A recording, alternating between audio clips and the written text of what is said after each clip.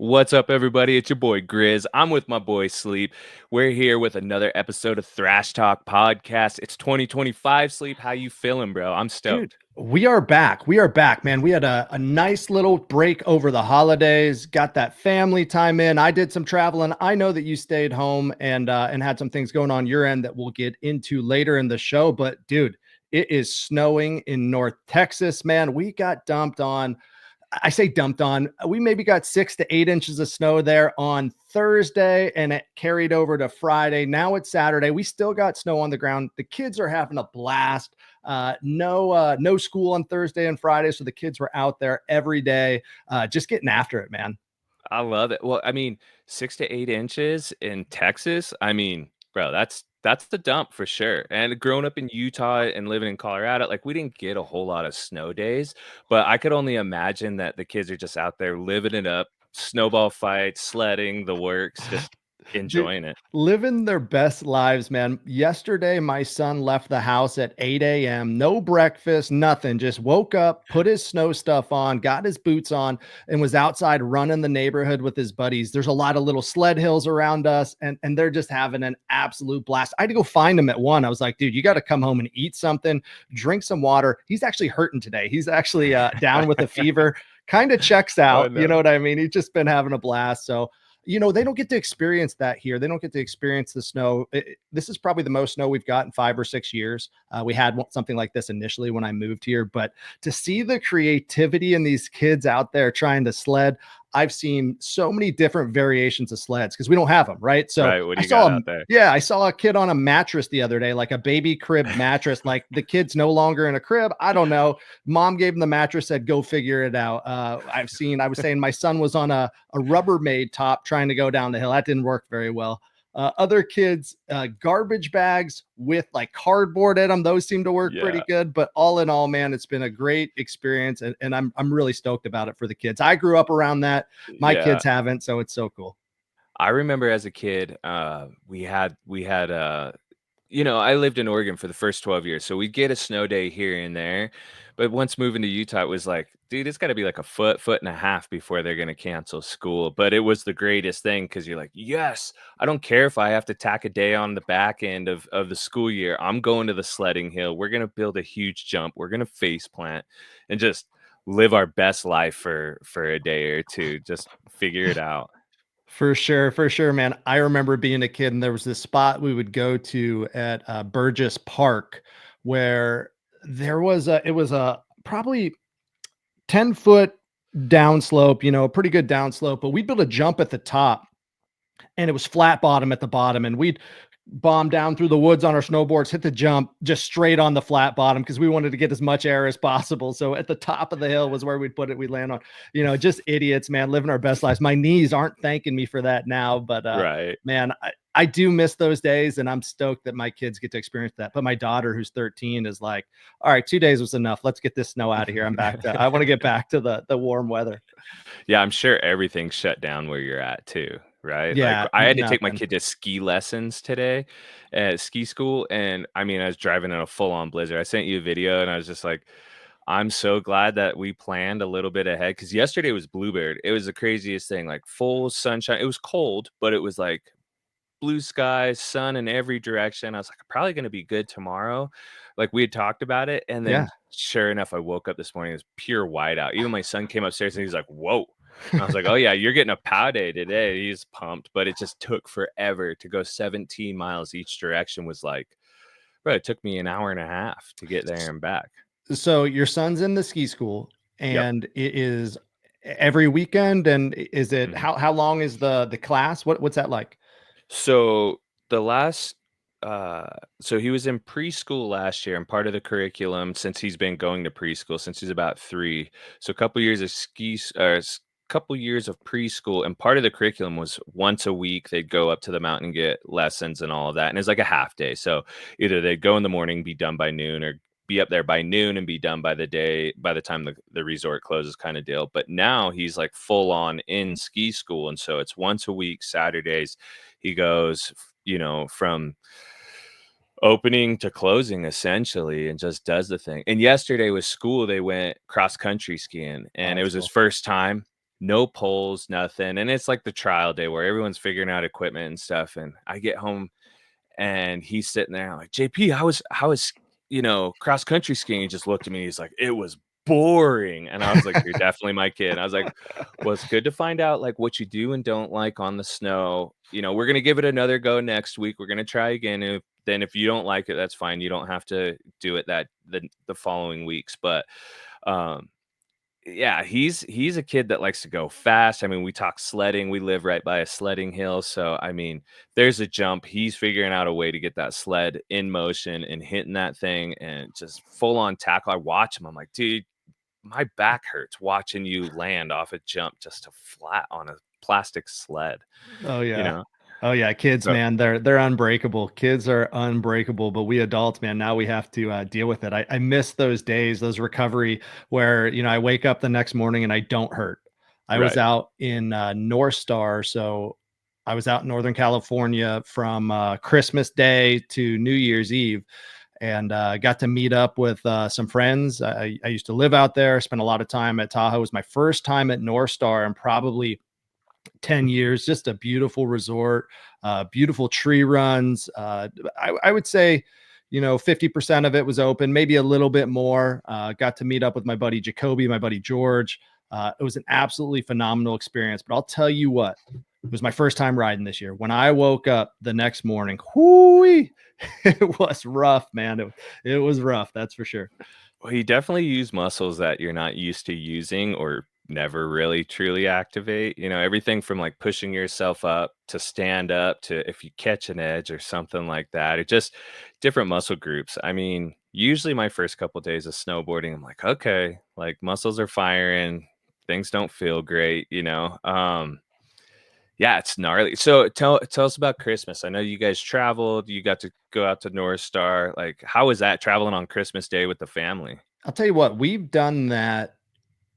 We didn't do it last year, but probably every year for 5 or 6 years. We usually travel on Christmas to fly back to Northern California. That's where my wife is from. I fly to my parents' house on Thanksgiving at Pennsylvania area. Then on Christmas, we fly to her family's house. Living in Texas, we're kind of away from everybody doing our own thing, but it's really special. It makes the holidays really special going back and spending time with family. So, it's perfect. It's a little less busy in the airport. Everybody's wanting to wake up Christmas morning and be in their spot. Well, we start in our spot at home. We have Christmas here, and then we hit the road. So That's it's a great sweet. experience. It's perfect. It really is. I think the tickets are a little bit cheaper as well. If you're trying to fly out on the 20th, the 21st, the 22nd, tickets are a little bit more expensive.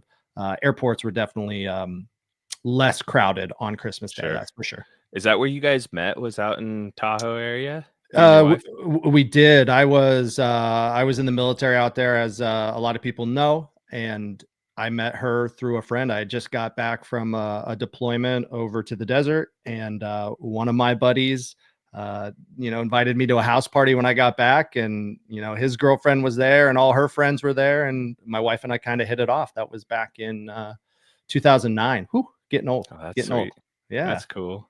That's cool. Yeah, tell me about Well, your holiday. I know that some things happened and you got some stuff going on that we should talk about. yeah. Well, yeah. On the 16th of December, I had surgery.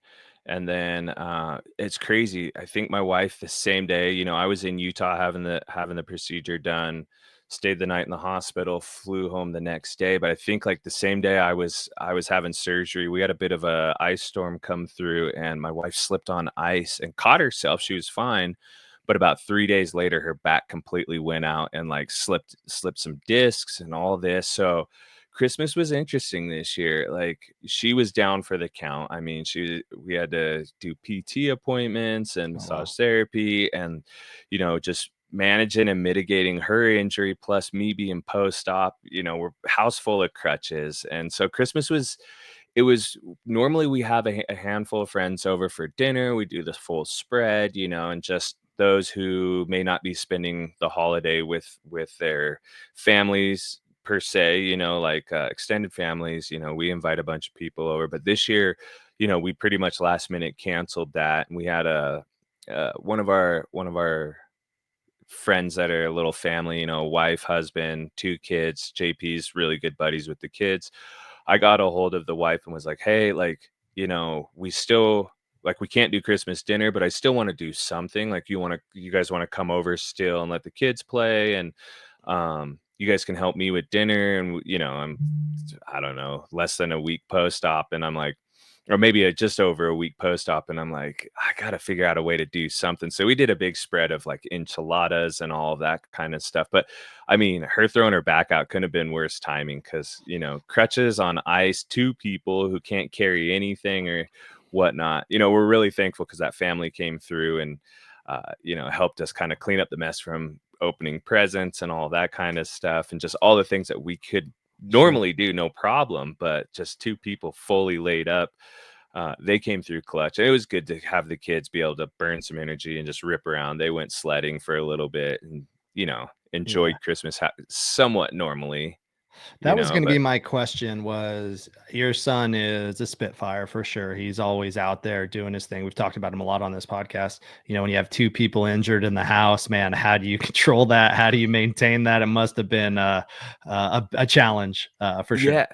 I mean, he's got so much energy, but the cool thing about my kid is like, yeah, he's got a ton of energy, but he's got a huge heart too. And he knows, he's a mama's boy. So mama's laid up, that's a whole different thing than dada being laid up, right? So he really stepped up and was really doing his best to pull his weight for a 5-year-old, and he's funny because I'm like, "Hey, dude, I really need you to do this. Follow me. I'm on crutches going up and downstairs or whatever." And he gets to the top carrying a box or what, or down carrying something. And I'm like, "Hey, thank you. I really appreciate it." He's like, "I'm doing the best I can, Dad." And I'm like, "You're crushing it, man. Just keep doing your thing." But the surgery, I'm post-op, what, 3 weeks now, something like that. Pushing almost a month, got stitches out the other day. The surgery was gnarly. My kid, I showed him the pictures because he's like, and you've seen the pictures, and just for everybody out there who's tuning in, we're going to show this stuff because I want people to understand.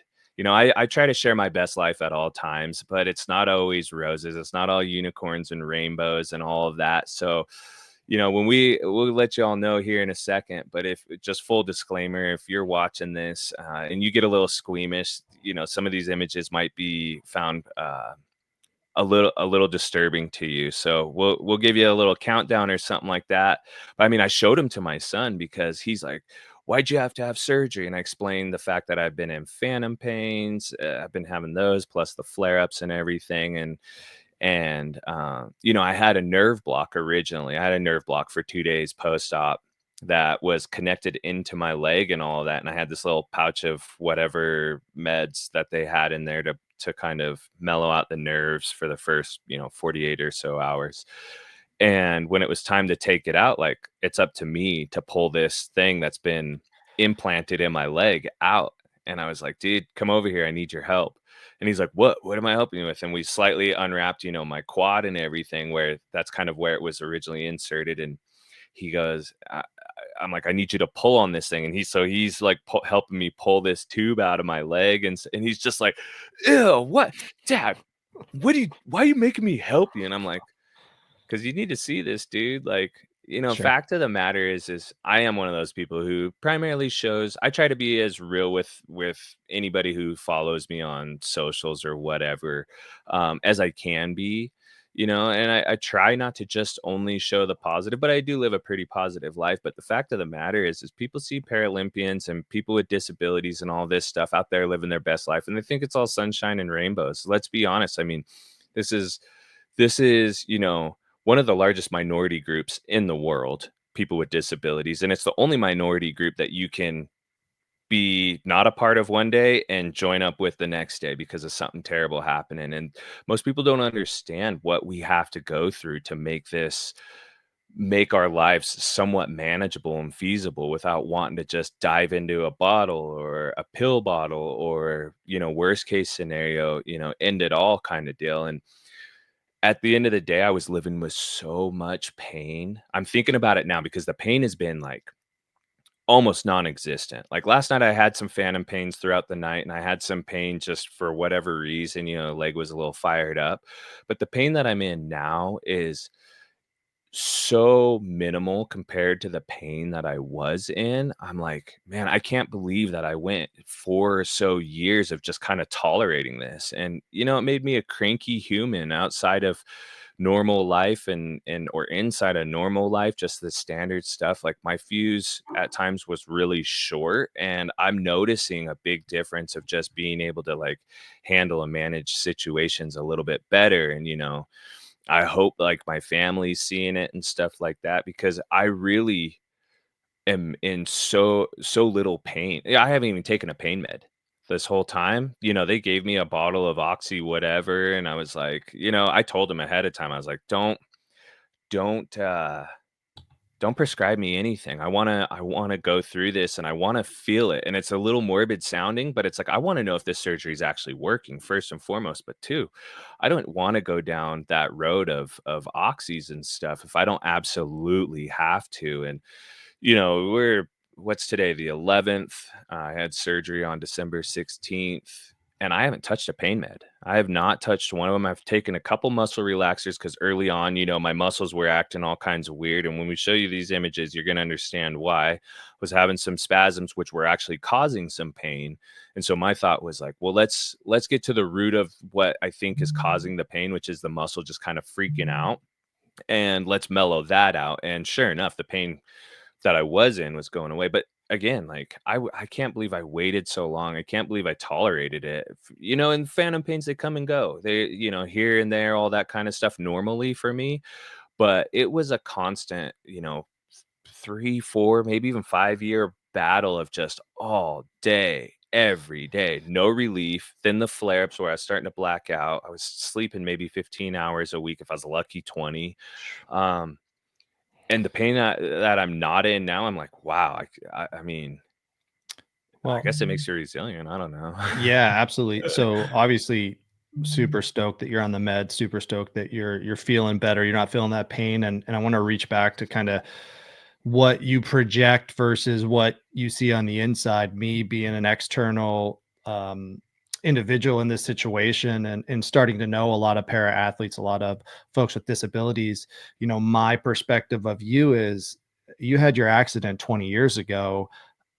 It's got to be healed now. You have to be, you should be fine now. If the accident happened last year, 2 years ago, 3 years ago, I could see complications, but completely oblivious to the pain that you were feeling, that others in your situation may be feeling even 15, 20 years after your initial injury. And that's absolutely wild to me. Yeah, so, I mean, when they first amputated, I mean, the phantom pains were crazy. Like, my pain went up exponentially after the amputation, and, the doctors kinda explained to me, they're like, "Well, we think your body's addicted to all the pain meds." I mean, they had me on OxyContin, oxycodone, morphine, Dilaudid, like, all this stuff, right? And they're like, "We think your body's addicted, so it's sending pain signal to get you to give it the chemical you need to get off the pain meds as quick as possible." And I've shared this before, I went through all kinds of withdrawals to kind of get out of that. And once I did, the pain subsided and everything was able to pretty much heal up, but I still always dealt with phantom pain. And yeah, like the wound, the injury, it heals over time, but nerves are weird,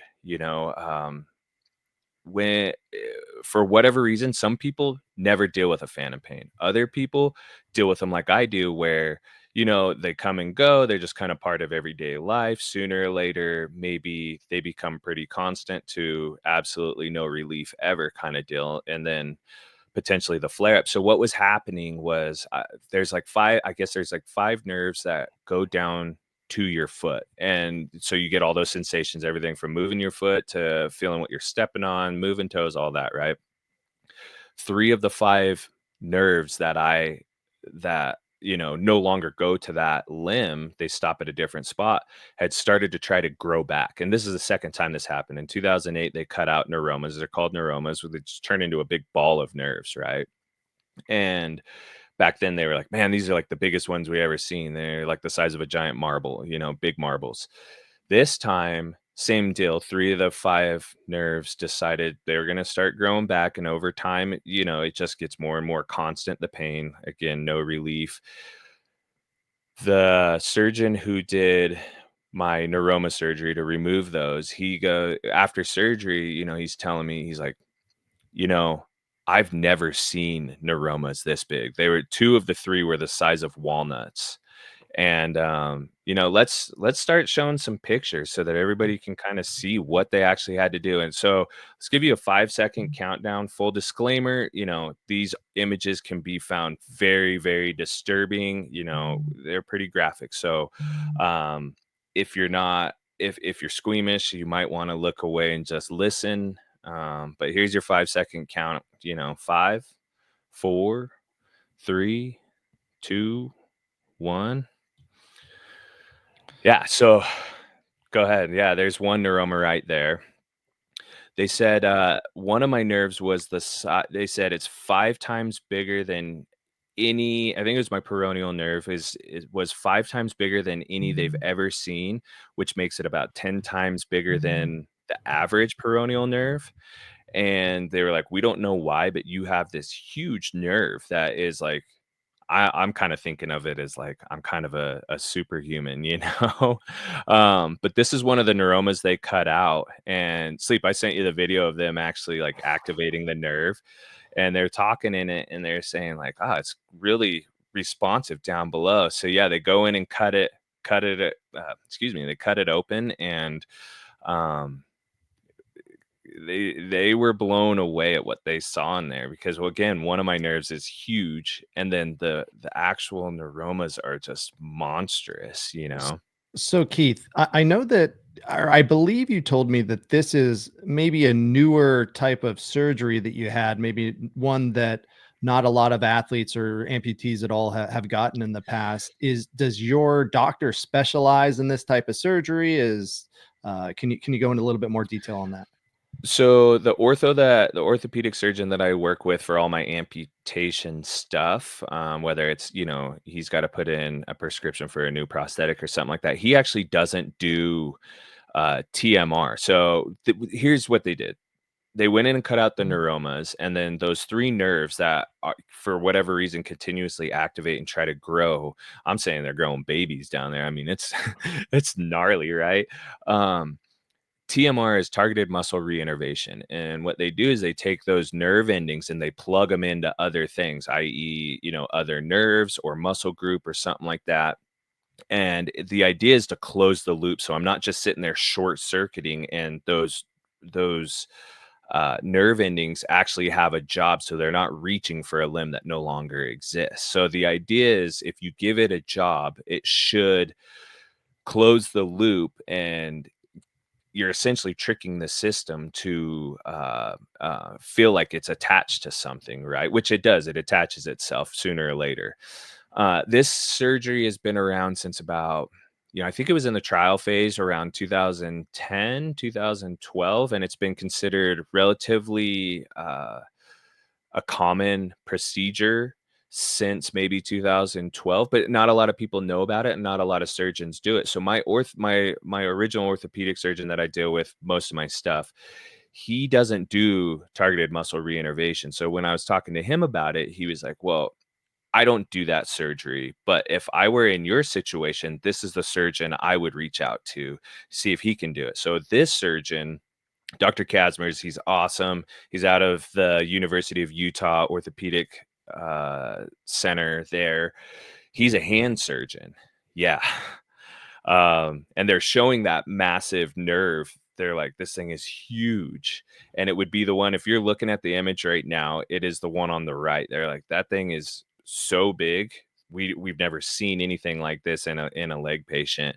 But he's naturally a hand surgeon, but he does do the TMR. So I believe he had one other surgeon helping him with the procedure, who might specialize in legs a little bit more. But between the 2 of them, I had full trust after talking to Casmers, because he's one of those guys who's super thorough. I mean, my original consult was probably about an hour and a half. We went through every option out there, everything from taking Neurontin and gabapentin, which are psychotropic medications. I tried those back in 2005, 2006, and had some really bad side effects where I would be watching a movie and see dark shadows run across the room. I was having like night paralysis. The room would like cave in on me at night and I couldn't move and it would be breathing and all these weird things were happening to me. So originally they pulled me away from those. So that wasn't really an option. Obviously we had to do the neuroma removal, but TMR really seemed like it was the best option. There was one other similar option, which they would graft the muscle from a different body part and then wrap the nerve endings around, or wrap the muscle around the nerve ending and have it attached to that. They've had success with that, but TMR seems to have the best success rate. They say about only 10% of the people who have TMR go in and, months later have zero relief.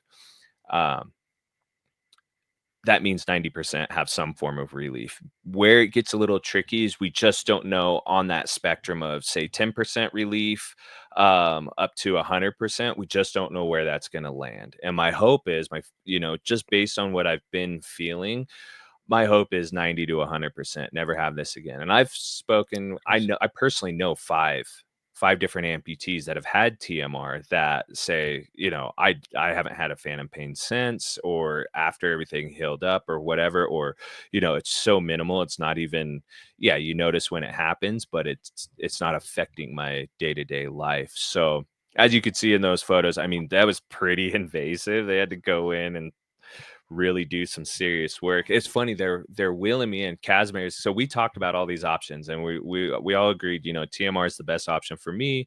Really active. I'm part of, the research group because I am post-op 20 years from my original amputation, that there's not a lot of research done on someone that's been so far after their original amputation. This is generally something they do when they're amputating a limb, right? um we were talking about, we agreed that this was the best option, and right as they're about to wheel me into the operating room, Customers is like, so just so you know, like, if you don't have a good muscle group in there and we can't plug these things into something, we're gonna have to go with plan B with one or two of them, maybe. I'm like, what plan B? There's no plan B.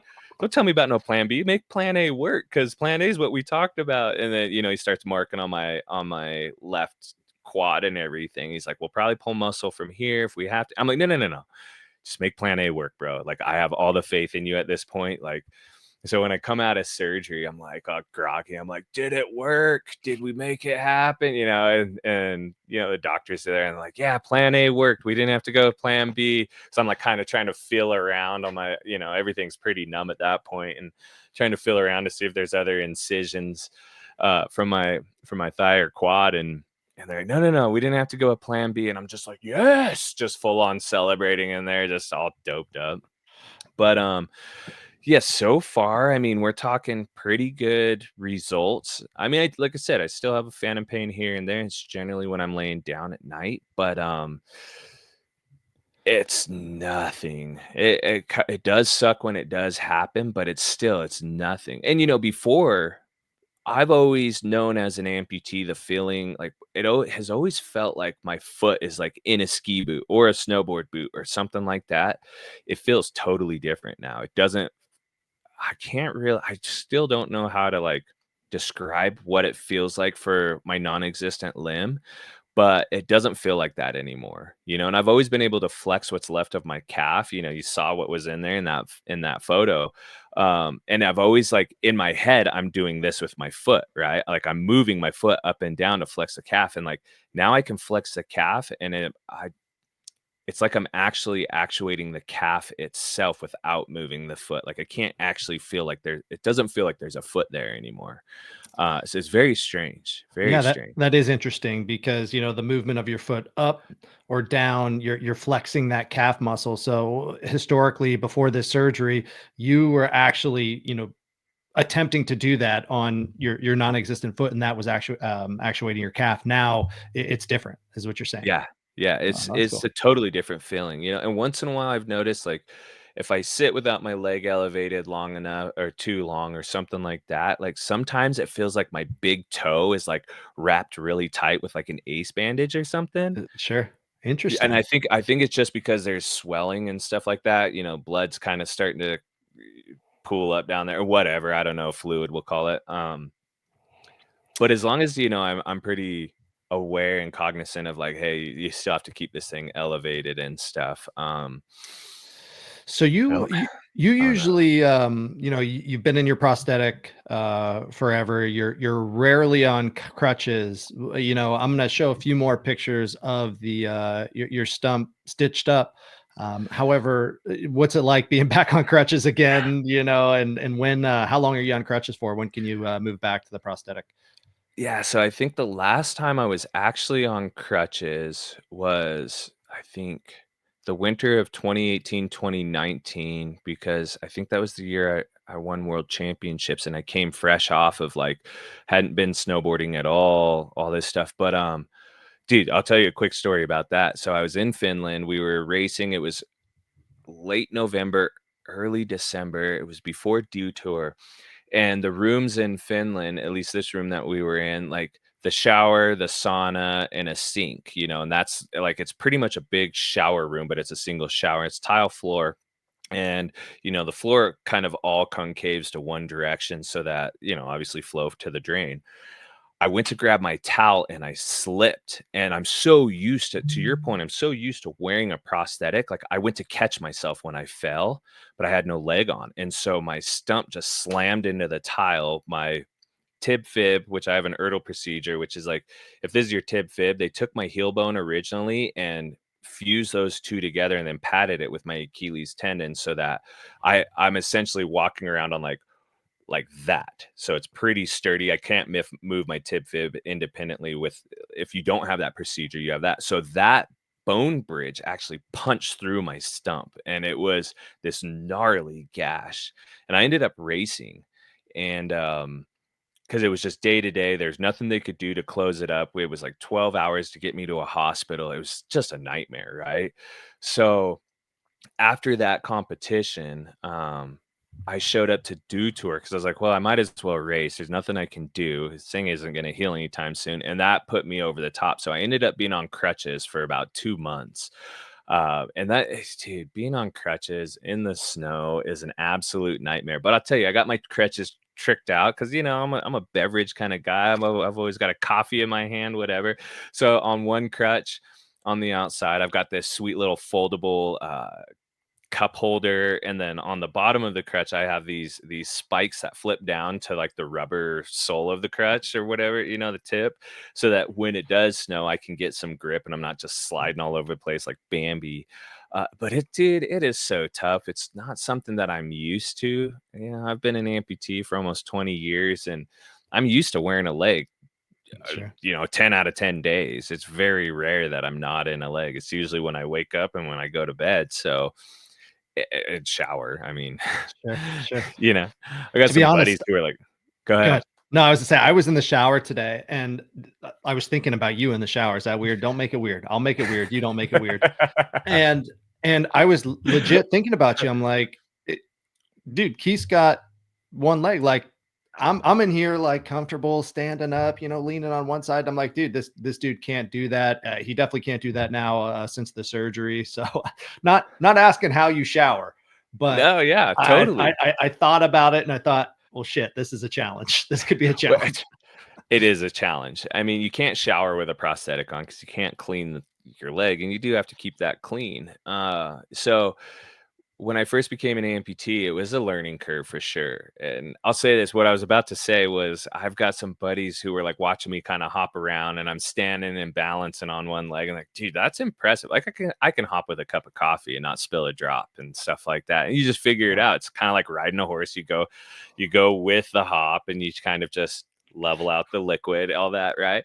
They're like, dude, it's impressive how you can just stand there on one leg. It's like watching I don't know, bird standing there just resting one leg. And I'm like, well, I mean, a lot of it's in the toes, right? Your toes do all the micromanaging. They're kind of constantly gripping when you're standing there. You don't realize it till you're standing in a shower and you're like, how am I actually doing this? But that's what I told him. I was like, well, you got to think. I've got 20 years or 19 and a half years of experience of showering, and that's the impressive part. And yeah, I mean, you figure out how to get in, you figure out how to kind of balance while you're washing your face or whatever and doing your thing. And it really is those toes. They're always kind of just like engaging and doing this the whole time.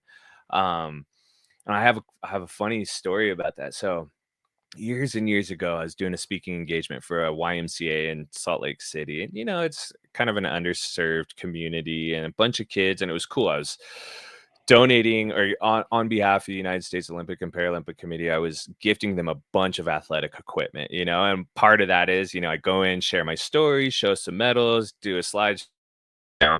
There's this one kid in the back and he's just sitting there like pacing back and forth the entire time, like 35-40 minute presentation, and this kid is just pacing, eye contact, just staring me down as he's walking, and I'm just like, this kid, I don't know if this is a good thing or it's a bad thing. He's got something on his mind though. So we get to the Q&A and some kids ask some questions and all this, and then it kind of settles down and no one's asking anything. I'm like, you in the back, you got something on your mind. I can tell. What is it? And he's like, yeah, I do. How do you shower? And without missing a beat, I was just like a ninja. And he's like, that's what I thought. And he just sat down and I was like, because not only do you have to figure out how to get in, you got to figure out how to do the whole thing. And then you got to figure out how to get out of a shower. And there's always kind of a hand placement. Sometimes it's like hopping over a fence. You just hope you don't slip. Hopefully there's a carpet there, a towel or something. Getting in a shower is way harder than getting in and out of a bathtub shower because there's nothing you can put your hand on. And sometimes you got to reach up and just kind of balance yourself with, the railing that's got the doors or whatever. Kind of have to just like, you don't want to put too much weight on that thing because if that goes, you're in a whole nother world of hurt. And my age, you're not trying to fall on your back like that. But getting in and out of those is way tougher. But I'll tell you, I finally got to, I mean, I was kind of, I don't know, sponge bathing through this whole process of having stitches. They're like, you can't get them wet. You've got ace bandages and you've got all this gauze and all this crap. Like, you got to keep it dry. So I'm sitting there like trying to take baths every day or every other day or whatever. And like, I'm like, in half a tub of water, legs hanging out. I've got this plastic over that so I don't get anything wet. I'm really cautious about infections. When I lost my leg, I was like borderline gangrene. And that was one of the reasons we decided to just go ahead and amputate everything versus try to save what was left. And that put the fear of God in me. So whenever something like this, in 2008, I had the neuroma surgery, and back then they just cut the neuromas out and cauterized them. And then now we're doing the TMR. I am so cautious about, infections. So I'm like, okay, don't get anything wet. I got the leg hanging out of the tub and it's such a nightmare, but we just got the stitches out, and getting in the shower was so nice. Just being able to stand upright and let the water run over me. I'm just like, I've got to be cognizant that I'm not standing there with my leg just dangling for, too long because Sure. obviously I deal with swelling and all of that. And I do with a prosthetic, it's weird. I have to shower either in the morning or the evening because if I do it midday, my leg is already shrunk down to the right size, so everything's fitting right. And then if I get out of my leg, jump in the shower, standing there for 10-15 minutes letting the leg just dangle, like my leg starts to swell up a little bit and then my prosthetic doesn't fit correctly for the rest of the day. So I know all of this. So I'm like, gosh, this is amazing, but I got to get out of here because like I'm just going to deal with a bunch of swelling and Yeah, sure. I was so excited to get the stitches out for that reason alone, just to take an actual shower because Love it. you're half a tub half full of water, and you're sitting here with a cup trying to like just do. I'm just like, this is so dumb. Not Like, gonna work, not gonna this work. sucks. But hey, I'm gonna show these pictures of these stitches, and you can Yeah, kind of move over to the side and take a look. But I'm gonna show them in 3, 2, 1. yeah, yeah. So they have that incision point above what I would say the initial incision point where they peeled everything back. That big one, right? That wraps all the way around. I didn't realize that upper one with 3 stitches in it was there originally. Um, that was a really painful spot coming out of the surgery post-op, all of that, and I didn't really know why. And I unwrapped it they told me not to unwrap it until my follow-up visit, and I'm like, "You guys sure? Like, I'm really worried about, like" I'm always worried about infections. They're like, "Honestly, like, that thing was covered in iodine and all this stuff, like, that is the safest place it can be is in that gauze for the time being, just let it heal." And then about a week and maybe 10 days after the surgery, I started having, yeah, so that's the other side. That's where it wraps around to. And if you saw those pictures of them having it fully peeled open, that is one of the images of that's kind of the end point of, say, the left side. I'm an amputee on my left leg. So that's on the left side where they had it peeled back pretty much as far as they could, and where they had to go to kind of clip that original first picture we saw of the neuroma kind of sticking out. Um, that other side though, like I was having like some pretty awkward pain. It almost felt like it was in the bone. Yeah, this one here. And kind of up towards the tip of my stump there. It felt like the bone was like the one day the bone was just pretty painful, and I wasn't obviously, I have so much gauze and ace bandages around this thing. I wanted to make sure it wasn't, like, feverish to the touch, because that's a really bad sign for infection. Like, obviously, there's some red and that kinda stuff, but if the whole end of that stump was, like, bright pink or something like that, that's a serious problem, and if it's feverish to the touch, we're talking infection at that point. And so I messaged the doctors, and I was like, "Hey, I know you guys told me not to do this, but I really wanna put eyes on this thing." And my whole thing to them was, I've been an amputee for 20 years, and I've dealt with this kind of stuff. I promise you I will be as careful and clean as possible. um you know and there's another image of kind of what it looks like from the front view, I believe. And dude, when obviously, so that's the other side. Yeah, this one. Oh my gosh. Like you can see the bruising underneath at the calf, and it still has some bruising and all that. But that look on my face is like kind of how I was feeling, because I couldn't really see it without hopping over to a mirror and trying to check it out. So I had my son kind of take some pictures and some videos, and then I'm like reaching down trying to take some more pictures of exact spots that I wanted to look at.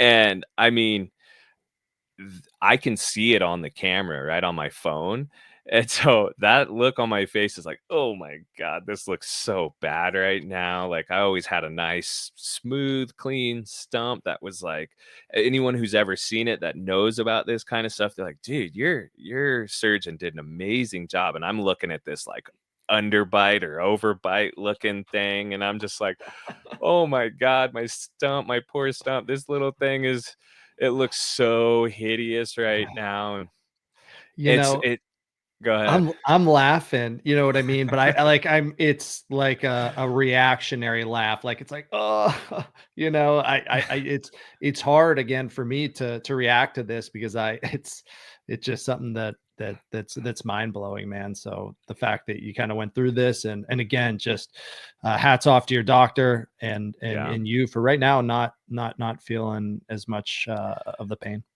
Yeah, I'll say like the overbite has kind of mellowed out now that it's kind of taken a proper form. They, again, got the stitches out. And the way they explained it to me is like, if you've ever seen a serger work, like for sewing, when a hem, when they're hemming, let's say pants or something like that, they went, they went underneath and then over and then sewed it all together so that as the stump takes its natural form again, it's gonna pull apart ever so slightly, and those seams actually match up now. But boy, when I was looking at this, I was like, "Oh my god, that like this is so gnarly." And then I ended up with stitches on my calf, which I didn't realize it at the time, but they had to go in like on my calf and do an incision point there, and there's like 4 or 5 stitches back there, and every time I'd elevate my leg, I'm like, "My calf hurts so bad," and literally, it's like where my calf would sit on a pillow or something like that is right in that incision point, because it's pretty close to, the backside of my knee, and I'm sitting here going, "Why does this damn thing hurt so bad?" Like, I know they had to, like, because they sent me the pictures pretty quickly after the surgery so I could take a look and all of this, and I wanna see this stuff. I'm curious. And I'm like, "Okay, it makes sense that, like, if they gotta peel everything back, like, that'd be pretty tender and all of that," but I was like, "This feels like they cut in right here," and then sure enough, when I unwrapped it, I was like, "Oh, totally makes sense why that hurts," you know? Sure. But w once I was able to put eyes on it, I was able to, like, kind of be a little more relieved, and it's just like, "Okay, it's just everything getting used to what's going on down there," and obviously, I wrapped it. I was super careful. You know, I have surgical gloves in packaging and all of that on hand. Just being an amputee, you should have your own little go bag or med kit or whatever, just for your own stuff. Because who know, any number of things can happen. You trip down the stairs, slip in the shower, anything. So you should be prepared. And um, it's funny. General manager of the coffee shop that we own, she lives next door, and she's actually an amputee also. And Catherine, she had her leg amputated when she was just a baby, so but she's no newbie to, like, dressing her own wounds and all that, so I texted her, I was like, "Hey, do you have 5 minutes?" And she's like, "Yeah, what's up?" And I'm like, "Can you come over? I unwrapped my leg. I wasn't really supposed to, but I need to get this thing wrapped up, and you're one of the few people I would trust to help me with this." And so she's all surgically, like, gloved up, and she's holding gauze in places while I'm doing this wrap, and I did a good job. Even the doctors, when they unwrapped it the other day to take the stitches off, they're like, "Dang, you rewrapped this yourself?" And I'm like, "Yeah." And they're like, "You did a good job. This is a That's pretty great. legit wrap job." And I was like, "I've had a little experience with it." And I'll tell you what, though, get stitches out. That was kind of a nightmare. Really? Uh, Why? well, because it was painful. I mean, the kid had to, like, it's starting to, in those pictures, you could see it's like scabbing over and all of that. And that's essentially, I guess, what you want to see. But he had to, like, pull the stitches out with tweezers and, like, get enough tension on them so that he could cut them with, like, a scalpel, you know? And I think they're used to dealing with, like, hands and arms where it's not as thick of skin and tissue and all that kinda stuff, so he's used to, like, a much smaller gauge of stitch. And this poor kid, I mean, he's swiping. I don't know if his scalpel was, like, sharp enough or what, but I mean, it took, not only did he have to pull it out and it's like this thick stitch versus what like a thick thread, but then he's got to, like, take all these little swipes at it, and each stitch probably took a minimum of 5 swipes to cut for him to cut through. And I'm just like, dude, we're on stitch like 18 or something, and it was kind of down by the tip of my stump, and that one hurt really bad. Whatever stitch number that was, I mean, it felt like he was pulling on my bone with the tweezers, right? And I'm just like sitting there, and I'm just taking it, just doing my thing. And he looks up at one point and he's like, "You good?" And I'm like, "I will be once you get done with this stitch." And I'm like, "Look, dude, I'm rooting for you. We are in the same boat right now, and your success means my success. So I'm rooting for you 100%. Like, just do your thing." And then after that one, he's like, "You want a little break?" And I'm like, "Yes, just give me like 2 minutes." And he's like, "I'll get you some water." I'm like, "Thank Jesus." Like, dude, this is gnarly. That was one of the most painful days, was getting the stitches out. And Yeah, it poor makes kid, sense. That he's makes like, "I'm not sense. used to this." Yeah, you're just playing it like a harp, man, when he's hitting it like that. So I'm sure that's pulling and pride and all that that healing that's already happened. So hey, one of the images I know, again, not to make too much light of the situation. When you sent these to me initially, um, yeah, I was shocked, obviously, but I thought one of them looked strangely like a sea monster or a fish that you would find at the bottom of the Marianas Trench. It was the one that's kind of filleted open a little bit like Yeah. that, man. But I just again, huge shout out to your doctor. Glad you're doing better, and hopefully you can be on a snowboard maybe by the end of the season, or definitely next season. So Yeah, you know what? You're not the first person that said that, and I was even thinking the same thing. I was like, "Man, this looks like a nasty sock puppet or something." That's yeah, like, yeah, oh, this is yeah. terrible. And it's funny because, like, talking about getting back into a snowboard, they say, like, yeah, we're looking at like at least 3 months before we know if these nerve endings have really started to do their thing and attach themselves to what they've plugged them into. So I got to be really careful. I'm hoping to be in a leg. I'm hoping for about another I'll probably be on crutches for about another month or so before, the incisions are completely healed. It's quite the process. So we got to get this thing shrunk back down, get the swelling completely out, and get it to some sort of normal shape. I'm in a shrinker sock, as of like since, just a couple days ago since I got the stitches out. Um, and all of that. It's essentially a compression sock that's made for a stump. It's going to be a process though. My leg is definitely going to be a different shape than what it was. So we're going to have to do new castings, get into a new socket, go through that whole process. And then I just got to be smart and not do anything stupid and make these, make sure these things attach themselves fully and fully heal so that they don't detach themselves and we're back at square one. It's a process. I'm hoping to be able to snowboard by the end of the season. Obviously, I got to go into surgery with a full cup. I got some pow turns a couple days before the surgery. I paid the price, didn't sleep that night, but got about an hour and a half. But 4 laps of pow turns and just good times. It was, in my opinion, it was worth it because I knew like the rest of the season was pretty much shot. Sure. But hopefully, and I hope that, at some level this educates people. I have people who bust my chops for having handicap placard.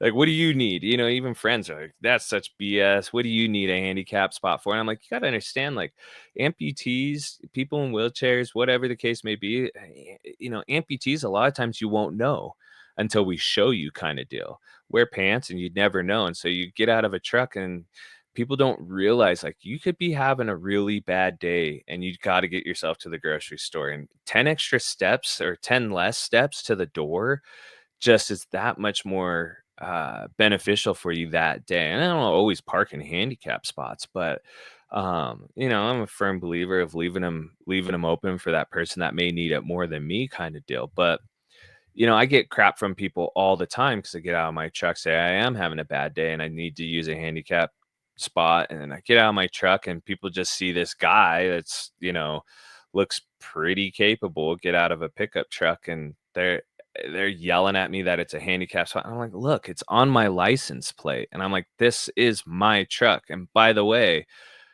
my leg ain't growing back anytime soon, You you shouldn't have know? to lift up your pant leg to show your leg. You know what I mean? I, That's just people, man. I It's know it, unfortunate.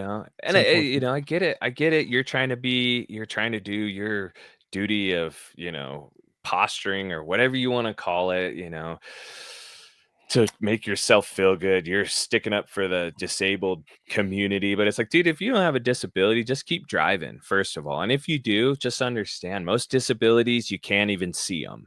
So whether it's a physical disability, cognitive disability, whether it's a spinal injury, like a lot of the times people are dealing with stuff that you have no idea about. So just keep your mouth shut and keep driving, and if you better you better hope you're catching someone with a disability that's in somewhat of a good mood, because you might get the third degree if you don't. Um, but at the Sure. end of the day, it's like, unless you're a police officer, at the end of the day, you have no business questioning it. And generally speaking, police officers at least have the wherewithal to take a look at the license plate before they say anything to you. And Yeah. at the end of the day, it's nobody's business. Like, Agree. I Agree. went 10 years as an amputee without a handicap placard. I paid my dues. I Yeah, did. but you I didn't was have like, to. You didn't have to, but you did. right. Yeah. Right. I was like, I'm gonna go 10 years. I just said I was gonna go a while, and then next thing you know, it was like 10 years, and so on and so forth. And finally, I kind of gave in, was renewing registrations. I was like, I would benefit from having one of these once in a Sure. while on a bad day, so I'm gonna go ahead and get one. But I feel like I paid my dues. Absolutely. Well, hey, so you mentioned that you got your turns in before the surgery, which is absolutely great. I'm glad you got to ride, but the people that didn't get to ride, let's dive into this real quick. Park City, Utah, the ski patrol strike there between Oh man, Christmas and I think it went all the way up till earlier this week. That strike, 3 hour long lift lines over the hot holiday season there. I mean, thinking about a 3 hour long lift line, that's you get 2 runs a day. I mean, yeah. mm, two How much runs. was your lift ticket? $260, $300 for 3 runs? That's $100 a run or something. It's like, come on. You know? That's wild. Like Vail Resorts to not have that worked out in advance. prior to, their most profitable time of year, probably, is absolutely wild. So it did close out. It seems like they came to an agreement with the ski patrol union. That's It seems awesome. like the ski patrol union got everything they wanted, which is great. Good. Yeah, which Which is wasn't great. much. No, I'm not. sorry, but $21 versus 23 dollars an Yeah. hour to save people's lives, get them off the mountain, load toboggans, do all the stuff that it takes, AV control, all this stuff. I mean, hats off to ski patrollers across the world, hands down. I've thank God I've only had to be tobogganed off once in my entire life, and I broke 3 vertebrae in my back that day. And had they not known what they were doing, I mean, I could only imagine what the folks over at Park City had to dealing with ski patrollers that were coming from other places or had no experience. I could only imagine. So, first of all, hats off to ski patrollers across the world, because they are the ones that make sure that the mountain is safe. They're the ones who get those early rope drops because they're out there mitigating avalanches. They are the lifeline of a mountain, period. And I would say shame on you, Vail Resorts. Shame on you. Like, I'm sorry, but there's no reason uh your company is worth how much money, and you can't just give these people what they deserve for what they're doing. What they need. I mean, Park Yeah. City is one of the most expensive places in America. $23 an hour for an entry level position there. I mean, whew, it's that's still hurting. So just I Yeah. know we wanted to hit on that real quick. Hats off to those guys, Yeah. and glad they're going to be back on the mountain here soon if they're not already back out there. And it's wild. Yeah, I mean, like I said, those ski patrollers deserve every bit of that and more, in my opinion. And from what I understand, I mean, I was reading up on it. I was following it pretty close. I mean, I think Vail Resorts knew that uh, this was coming, and they allowed it to get as far as it went. And so, I mean, it should have never gotten to where it did. But Yeah. hats off to the ski patrollers for staying strong and holding their ground. I Agreed. respect anyone who's willing to fight for what they believe in, and a fair wage. Everybody deserves a fair wage, regardless of what your job is. And I think it should have never gotten to where it did. And I think hopefully everybody's happy at the end of the day, and everybody can get back to work, and the mountain will be safe again, and there won't be 3-hour lift lines, hopefully. Yeah. I mean, You Park feel for City's one of those places. You feel for They're the families that spent, hard-earned money throughout the year to get there and just not sure. have a great mountain experience. So, yeah, absolutely wild. But I know we're coming up on the hour mark. We're looking to wrap this up. Uh, we really are excited to announce a couple things right here.